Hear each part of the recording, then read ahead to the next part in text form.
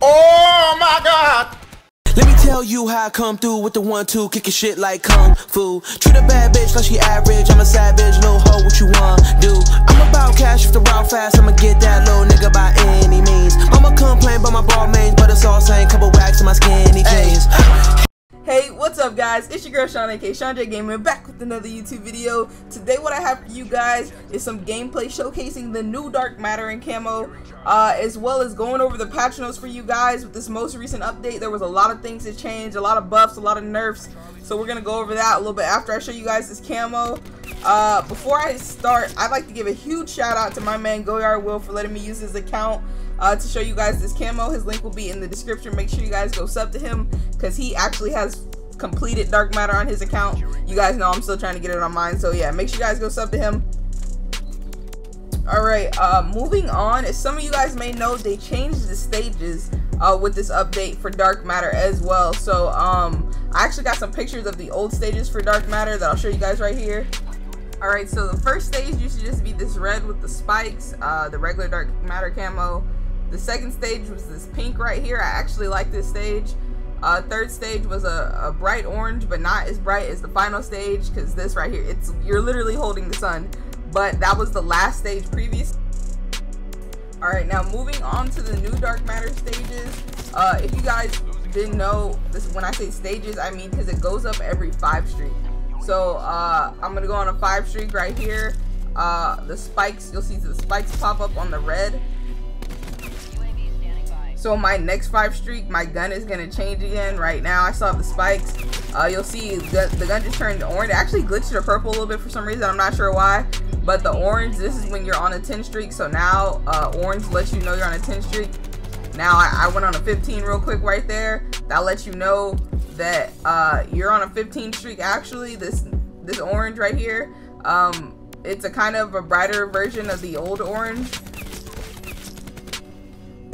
This next stage, I was actually surprised they kept it in because it's the stage that's actually the brightest orange that they could have possibly made it. So when you go on a 20, your gun literally glows that bright orange. It's super distracting in my opinion.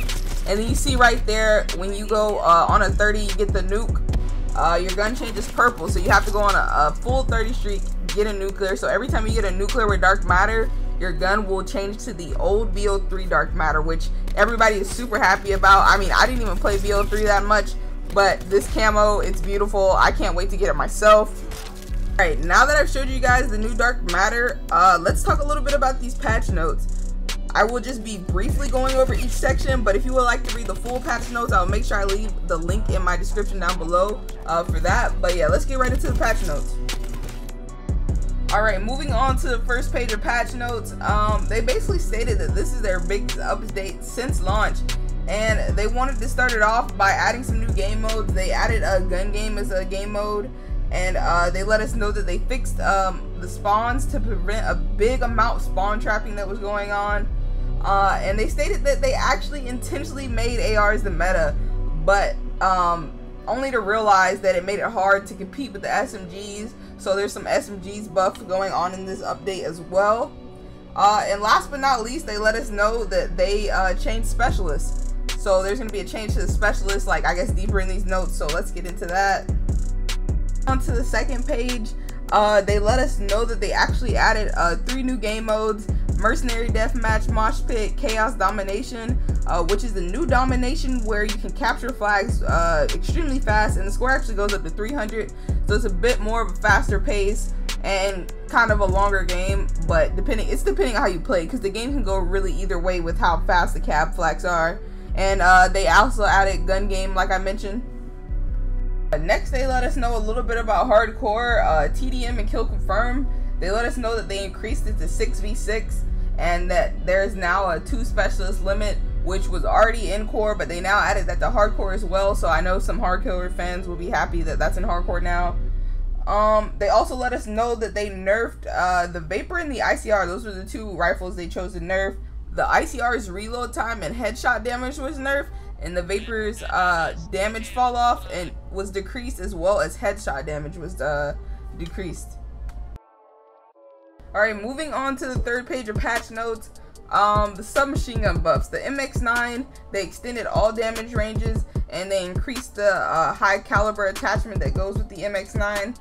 On the Cordite, all damage ranges were extended as well, and they increased the operator mod overheat rate.